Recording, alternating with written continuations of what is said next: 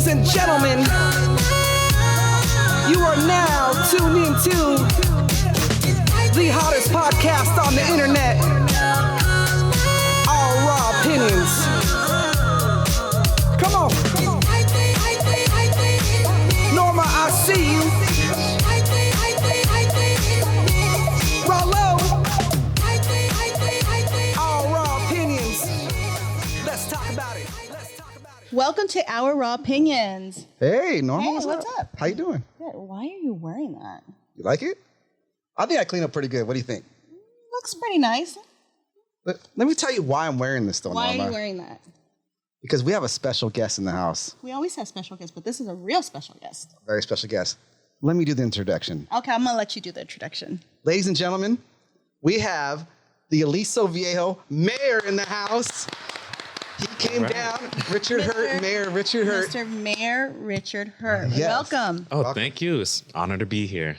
I'm Awesome. glad you're Yes, here. yes. Look, man, I got a little, dressed up for you. I'm loving the blazer. Hey. You should run for office. Hey, I might be your. He's after your role. I might be All after right. your role a little bit.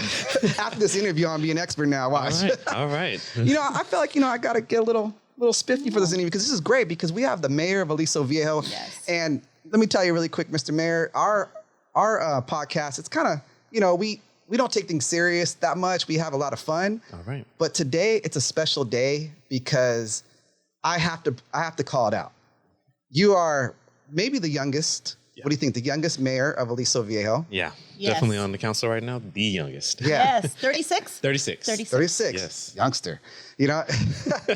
And hopefully it's okay. And you're also the first African-American mayor. Is that Yes, correct? that is correct. Of Aliso Viejo. Let's one more time. Yes. And that's why we're happy that you came on because we were kind of like, well, you think you'll come on, but you know what? You're brave enough to come on our show. Oh, yeah. I go on any podcast. So. There you go, Awesome. man. Yes. That's awesome. That is awesome. But we just got you I here, love it. man. We're just going to ask you a couple questions and just have some fun and maybe tell us how you became mayor, how the whole journey. What do you think, Norma? You got any questions? Yeah, I want to know how you got here, what, the journey, what made you do this. Okay. All right. let us know. I'll start there. So I volunteer a lot in Aliso Viejo. I moved there about 7 years ago from actually Riverside County. I worked for the county of Riverside and took a promotion actually to the sheriff's department as an accountant. And so I journeyed to Aliso Viejo after sitting for a few hours on the 91 trying to get to Irvine. I used to work for Kia Motors right off the 5 there. And decided I'd move. And so got to Aliso, and I've always been interested in public policy, specifically local policy.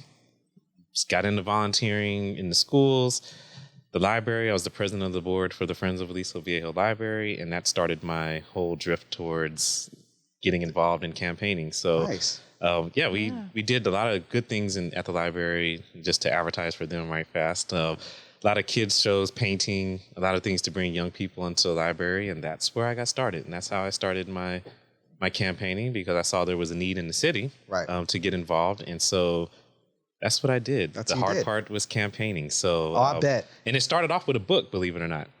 I got a book on how to campaign, got a couple volunteers, and started campaigning. So Nice. that's how it went. Wow. Yeah. What book was that?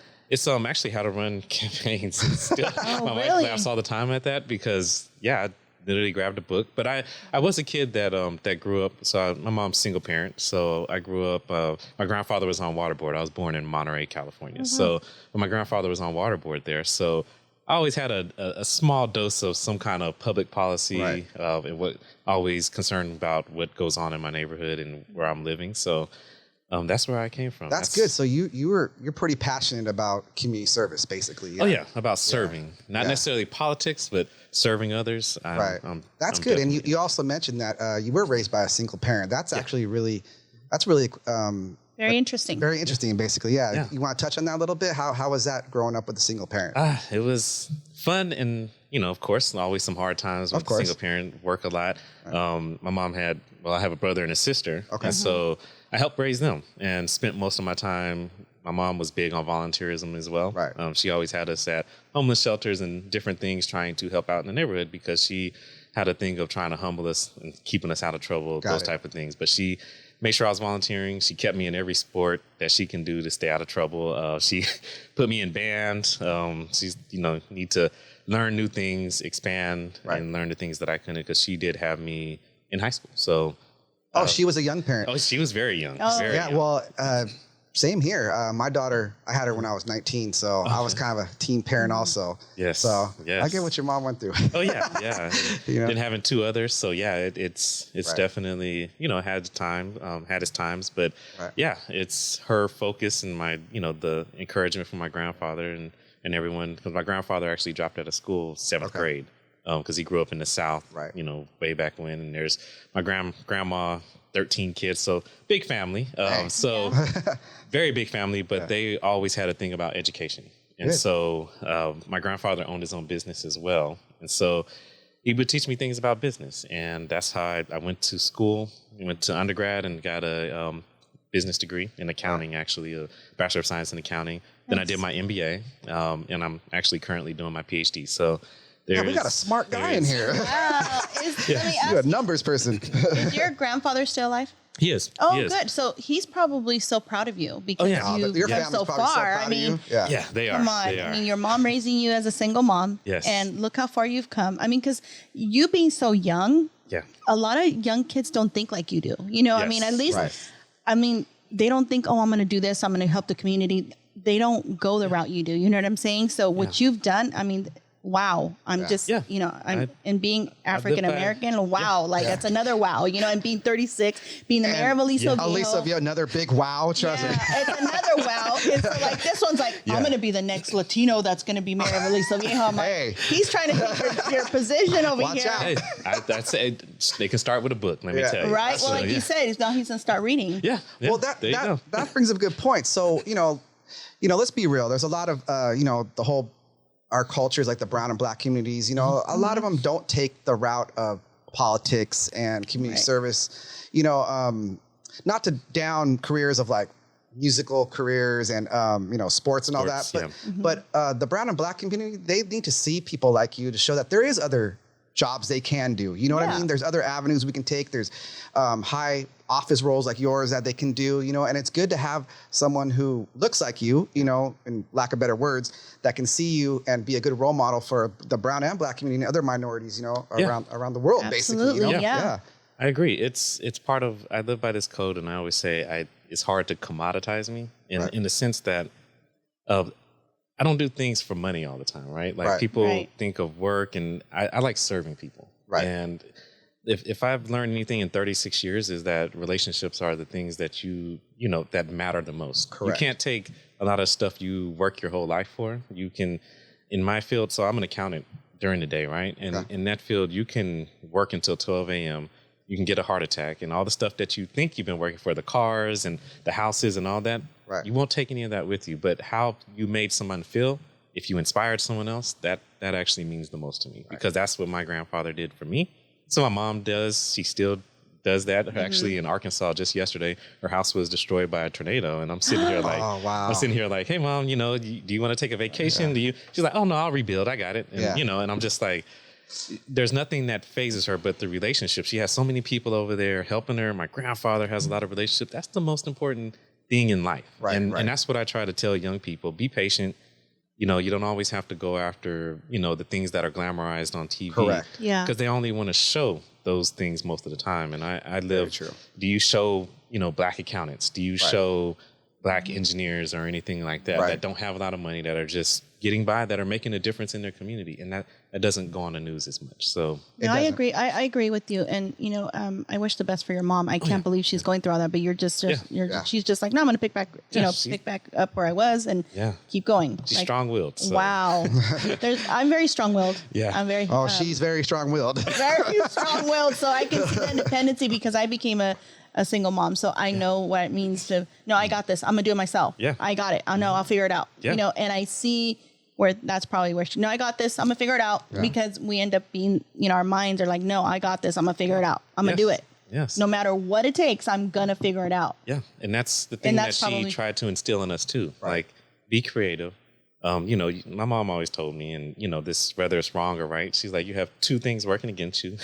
You're Black and you're male. So you will have to sorry to tell you, you're going to have to work harder than people. You're going to have to watch how you talk to people. Right. All those things that I call it the talk, the black talk, if you will, on making sure your kids understand, American life in a way. And so that, by instilling that, it made me who I am today. Who you are today, But I do respect everybody, and I always tell myself I can get along with anybody. On council, none of us agree on the same thing, but can we work together to ensure the future of the city? And that's where I fit in. Well, you're displaying all that because you came on our show, man. Like I said, we're just average people, and you're like, you came on, so that's good. I'm happy about that. We appreciate that. Yeah. I'm an average person too. Yeah. It's funny because you all call me the mayor, and I actually usually correct people. I'm like, just Richard. I'm a person around the neighborhood. Yeah.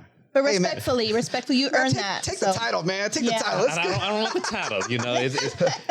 It's like I said. It's, do I inspire people? What do I do with some of the power that that I've been given? And so that's and like I said, it's about being effective, not famous. Exactly. So that's important. Did you ever have as you were campaigning? Was there any concern of those type of things? You know what I'm saying? I'm trying to say it. Did you get any type of? Oh, was there? Did I get? Yeah. I want to say probably yes, but say it. What do you want to say? No, I'm saying I want to say because I want him to answer. I don't want to. I don't want to put words in his mouth.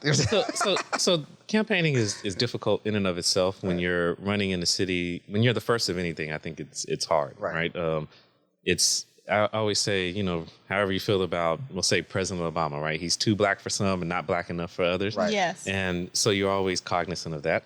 But campaigning is hard. I would say my volunteers got a lot of the upfront in your face because we did campaign early, right? Okay.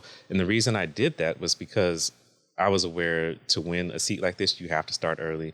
You have to talk to people. Yes, I had doors slammed in my face. People, what is your political affiliation and these things.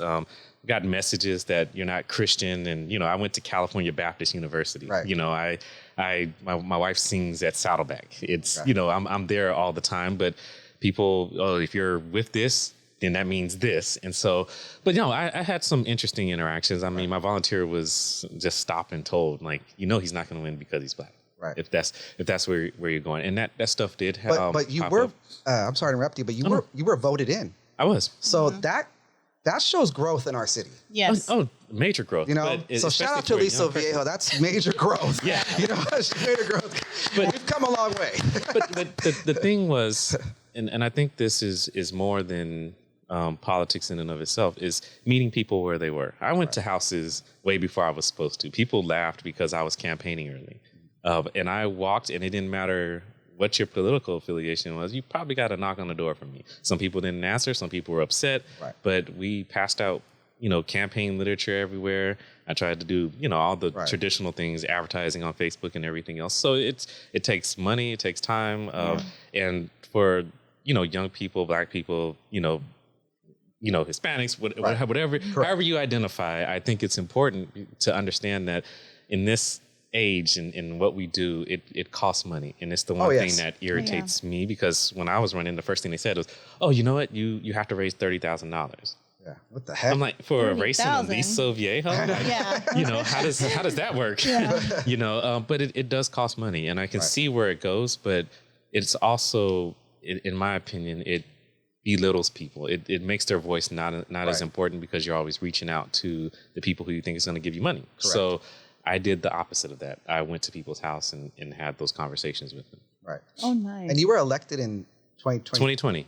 So it was COVID year. Okay. Wow. So everybody was home. Everybody was home. Everybody was but home. I didn't even knock on doors to get them to answer. I was putting literature because, at the time we didn't know what COVID was. Yeah. And so I was just putting stuff on doors and walking away. But before that, it worked out so well because, like I said, I campaigned before. Mm-hmm. And I had met a lot of people before COVID hit. And so when it hit, I was just, doing regular phone calls, text banking.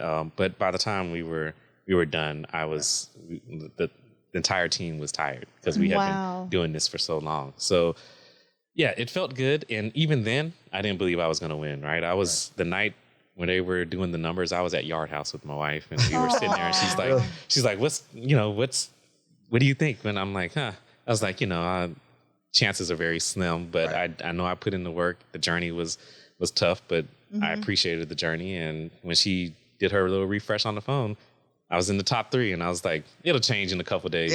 A couple weeks later, I was getting, sworn in, or a few months later, or a month later, I was That just gave me the chills. Yeah.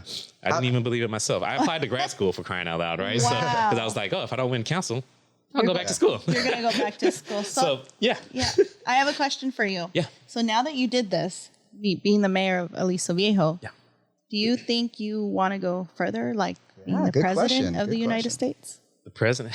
Do you want to go farther in your career? Yeah. Do you want to go further? I mean, because think about it. I'm just saying, you went this far. I mean, what made you think? What makes you think you can't go further? It's not a thing of I can or can't. It's do you want to? Not necessarily. Look, California has a super majority with the Democratic Party. To go higher, it does mean, just like at this level, you have to pick a side, but it's not as, I would say, pronounced as it would be if you have to go higher. You have a super majority, and again, these are my opinions, but they haven't fixed the things that actually matter, right? Healthcare.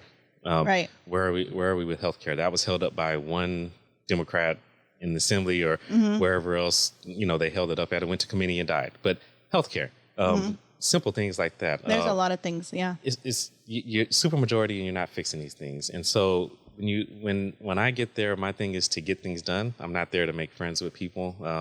And that's part of the issue I have with politics. You have to pick a side, you point fingers, you call names, but in the day, are you doing things for regular people? And not sure how effective you can be at that height. I get to be in Aliso. People see me at the grocery store and they talk to me, right? And I don't get to run to Sacramento or Washington, D.C. And it's nothing against people who want to do that, but it takes away time from doing things that I think are important. And sometimes you lose your way. And you can see that with our culture now. Right. So you think, well, your position now as a mayor, you like because you're able to actually have that time to connect with people in the community and see them at the grocery store and they see you. So what you're doing and giving back to the community, you like what you're doing right now. Oh, yeah. I wouldn't replace that at all, to be honest with you. And like I said, I give complete credit to all those who wants to run for office. A lot of people, local politics is where it's at, in my opinion. Local politics. But that's the thing where I got the dress. But it's if I do something today. So say we are going to fix some potholes in Aliso on Enterprise or something, right? That's felt by people immediately. Instead of getting a 10-second, little spill that gets me in the news and gets me on, TV. I'm actually doing the work and I can see where it's making a difference. Right. And I'm not saying you can't do that at Congress either. I'm really not downing anybody in any party or whatever the case is, but there is a different level when you're here. And there's something about being effective at this position that's gratifying. I mean, sometimes people see this as a step up, like, I'll get to council and then I'm going to be running for everything. Everybody wants to be president one day. But sometimes, some people, local level is where it's at. Well, yeah, being a president of the United States, I don't know if I want that job either. Yeah. No, but I get what you're saying. I think a lot. You giving back to the community and being able to be in your community and see the local people that you normally see and they see that you're making a difference, that's rewarding, right? Yes, it is. It's very rewarding and you like that. So I see that. I see where you're coming from. And like I said, get hired and you have to, first thing they're going to tell you have to raise $1 million. You have to do this, you have to do this, you have to make friends with these people. It's like, can I just be myself and work for average everyday people without having to worry about where I'm going to get money from? Right. Interesting. That's the thing. Yeah, I mean, I get what he's saying. Yeah, I get what he's saying too. See, now you know what you can look forward to becoming a mayor. But being a mayor, is there certain qualifications? You got to have a college, like your qualifications, or can any Joe Smo run for mayor? I mean, there's an age limit. And that's just made the cut, or what? Yeah, got to make the cut. But no, there's an age limit, and I think if you have ideas, then really sit down and learn the city, because a lot of things. Because Aliso is actually complex in that it has AFCA, right, the Aliso Viejo Community Association. So they own all the parks. We don't. The city owns maybe actually 2 parks. Oh, so okay. The rest of the parks aren't owned. So a lot of times some of the things that they want to talk about, parks and things of that nature, doesn't have anything to do specifically with city council. And I only use that example because you can get involved in a lot of ways. And if you want to run for office, you really, really need to understand people, do the work. Right. Not just, I don't like this or this, and I'm going to run. And that could be a starter, but understand the people that you're serving. What are like a couple roles that the mayor does? Just like a few, like that you're basically in charge of that. You're in charge of the council meetings, right? Okay. So when we do council meetings, we have one coming up Wednesday. You run the meetings. Okay. But I would say, and Aliso is unique because, I won't say it's unique, but we rotate our mayors, right? So every year, the council actually chooses who the mayor is going to be. We don't have an elected mayor. So that's voted on by the council, and we change it out. And so effectively, and this is why I said I'm not too big on the title. I'm on council, and that's the title because we all get one vote. And so that's where it counts. You get one vote, you're a council member. So my duties will be the same as if I'm doing city council work. It's just I have the title mayor, and I get to run those meetings specifically. There you go. But my duties outside of that, I mean, I'm on vector control. I'm on the toll roads, the TCA, what we call TCA. The 73 runs directly through Aliso Viejo. So I'm on those committees. I'm on committees there. I'm on that board. So, and I still get to do the library work just at a higher level. So that's good. How do you manage your role with being a mayor, your normal job, and family life? That's a good question. I'm sure your wife's very proud, by the way. Yeah. She's proud, and she's the most supportive. I couldn't do any of this without her, to be honest with you. You got to mention the wife, man. You got to mention the wife. Love you. No, she's supportive, and she's sometimes more the politician than I am because she gets to look at the social media stuff, and anytime someone's calling names, of course it's going to make her mad. Well, do they even know you? Do they like? It's like no, but social media people get crazy on, right? And so, but no, she's the most supportive. The balancing is tough, just because like today, it's date night and all this. So I'm like, okay, I'm going to do, I gotta help out. I'm going to do this podcast. And I want to be there. You made it. Yeah. Dinner, but anytime she asks me for anything, I'm like, no problem. Just because a lot of my time is away at meetings. Right. It's in school. It's, doing all the other activities, going to events, going to schools and talking. So I try to make sure I'm trying to balance it as much as I can. Yes, because it's important. It's juggling everything. It's juggling, life and work and family. It's a lot. Yes. So that's why I said, well, how's he doing all this? But as long as she's happy and you're still making room for family, that's amazing what you're doing. Yeah. Yeah, no, the family is the most important thing. I have 3 nephews now. My little brother had 3 boys, and so I try to make time for them 7-5. Even though they don't live here, I try to FaceTime them as much as possible because I want to make sure they know my face. But they're just fun kids, and so they don't live locally. No, they live in Texas actually. So nice, Texas. My brother was he was in the Army. He was a Ranger, so he got out, and that's where they settled down for right now. So So until you have your own, right? Yeah, until I have my own. You're a little busy right now. A little busy, but yeah. Yeah. Oh, nice. You'll get there. Yeah. You just enjoy your brothers for now, right? Yeah. See the nephews, smile, and go back to your Uncle. Father. I'm Uncle Mayor. Yep. So I had there was actually a couple of my friends that live in Aliso Viejo, and they wanted me to. There was 2 questions they wanted me to ask you. Oh yeah, let's do it. Let's do it. Well, see if I can remember. It was on my phone, but we're using the phone for the podcast. So, but one of my friends actually just moved here from Long Beach, and he was like, ask him, see how would someone who moved into the city and thinking about making their home here for long term, how can he get involved in investing in the city and trying to make money, I guess? Is there like opportunities where you can go to city council and like, is there like investment opportunities for the community to go to if someone wants to like, I guess, invest in? I was trying to understand his Interesting question. So invest. I would say the biggest. Basically open like a business or something. Like, is there? Oh, okay. So we do have a Chamber of Commerce. Okay. Aliso Viejo, I would say start there if you want to, try to make any kind of money, start a business. Like the Chamber of Commerce, they're growing still, and I would recommend go to some of those chamber meetings.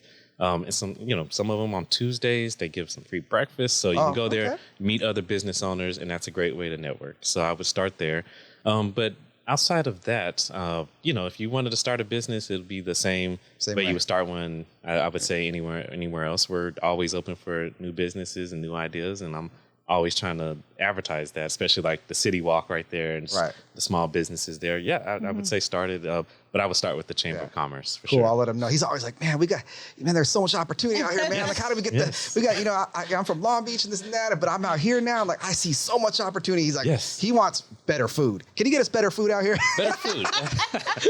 Well, speaking of food, Eureka just opened. I was there last night. Yes. I've tried it 2 weeks ago and it was actually good, but I think their service is still trying to like learn, the role of everything because they're a little slow, but got to give them some time. Everybody is, takes time to learn. I love the ambiance though. Yes, the ambiance is amazing. It's a nice addition to that area, the Commons area. But Lupe's is there too. Lupe's there too. We're trying to do things. It's the town center, of course, as you know, it's an incredible project to revitalize that area. Right. Yeah. But most of the problem is there's over 20 owners. So the minute we like, hey, we want to do this on this side, somebody can say no or they don't want to do this and the project is dead. So we're trying to get these owners to come together. Like we're talking about the future, the economic vitality of our city, and we need you guys to come together to do some good work, and we'll help as much as we can as a city. Yeah, that's all you can do. Yeah. And so that brings the second question really quick. Another friend of mine wanted me to ask you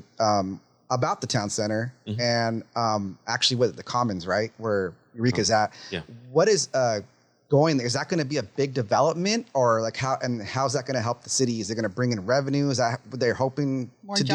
More jobs and all that on the. So there should be. So we're always looking at the economic, opportunities that we have in the city. In the Commons specifically, the council, we recently approved for Tesla to go there. Tesla, okay. So Tesla's coming in. There's still some projects that we're waiting on to come to council, but specifically they're looking at doing a lot of nice things there, and it's going to be beautiful. I know there's drawings out already on what they want to do there, but specifically, probably I think it's the 99 ranch market. So that's going to go there in Tesla so far, and the rest of it we'll see when the developers come. And you can't give us any like little maybe might go in there or any type of fun stuff like any fun stuff. I would say any clubs. Anyway. This guy. Family friendly, Aliso, they would shut that immediately. But no, it's up to the developers, and we're open. Like I said, come with the ideas because we want to hear it. But they also should take some time to listen to what actual residents want to have there, and so that's what we've been trying to talk to them about, and we'll continue that push. Right. Yeah, it's a beautiful city. So I think it's slowly coming up, in the areas because a lot of stuff had closed on that side, the Lowe's, the Michaels. Yes. Right. So I think they're just slowly trying to figure out, well, what can we bring that's going to be good for the families and the new people? Because there's a younger crowd that's coming around now that, or what is it? They're getting married, they're building their lives now, they're moving, they're moving in that area. Because I know a couple of people that have their kids that are slowly buying property or homes, and they're living in Aliso, so they're all excited and they're young. So I think they're trying to figure out what can we build around the area that's going to, attract families, young families, older families. Yes. So I think they just have to figure out what's going to call everybody. Yes. A little bit of everything, right? Yeah, and I think they're starting off well. I think Eureka is a good addition. Like I said, I went in there on the opening day, and I was like, now this is good. The setting, everything is great there. So I'm happy they're there. Not just to advertise them, but they're I think they're moving the right way. And and how you do that is you listen. And I would say the same for the town center. That one is a little bit more complex and there's more players involved, but if they would actually sit and listen, and I'm saying the owners, the property owners, and listen to what residents are saying, we're telling you the reason you have to listen to them because they have some say. They're going to be spending money there. Exactly. So you want to put something out there that they're going to spend money on. It helps the owners. And it helps the city in the future, and we won't have to do this every 5 years or so trying to figure out what they're doing. Makes sense to me. Yeah, makes sense to me. It does. It really does. Yes. But this was such a great interview with you. We're so honored to have you here, and I mean, Aliso Viejo, first African American, 36 years old. Come on. Yes. I know you're probably really happy that now you can probably think, oh man, I can be the first Latino. Hey, right? There might have been one already, I think. I think so. It might have been one when the city was formed, Damn. somewhere around there. Oh, really? Maybe it'll be the first, I don't know, sorry, the first Raul. something of Aliso Viejo. I don't know. Oh, he's so excited. He's like, man, maybe I can be the next, Hey, there might be opportunities. If I could put in a little spoiler or whatnot, like in the council, the next few meetings that we have, we actually have to move to districts. So we're having those public meetings on how districts are going to be drawn and what that means for the future of the city. But there could be some opportunities to run depending on what district you are in. And even if there are incumbents running, I say go run because ideas are what matters. So that's true. Maybe. Yes. Yeah, I don't know if I could do. I don't know if I don't know. We'll see. If Aliso's lucky enough, they might get me. I don't know. We'll see. I'd make Taco Tuesday a national holiday though if I became mayor. Free tacos every Tuesday. Oh my gosh! But thank you, Mayor Richard Hurt. Thank you. It was an honor to have you, and hopefully we can have you back again. Oh yeah, we'll come back and do some talking. Yes. Well, really quick though, before we go, do you want to? Where can they find you? Is there like emails or where Instagram? I am on Instagram. I'm on Facebook too. I know Facebook is kind of old for some. I'm on Twitter, but I'm not a big social media person. But you can find me on there. Richard 4, the number 4, Aliso is where you'll find me. And city email, if you need to contact me, is always available. It's rhurt@avcity.org. So just email me. Nice. I'm always available. So, and I meet with people and just have coffee. Just let me know. That's awesome. He's a cool dude, people. Yeah. So reach out to him. He's amazing. If you live in Aliso Viejo, reach out for your ideas. I'm sure he'll listen. Oh, yeah, definitely. Yeah. Ladies and gentlemen, Mayor Richard Hurt. Thank you so much. He was not afraid to come on our podcast. No, he wasn't. He did it. He did it. Yes, thank you so much. Thank you so much, man. We appreciate it. Appreciate it. Richard Hurt, baby. Yeah. Yes, thank you. Appreciate it.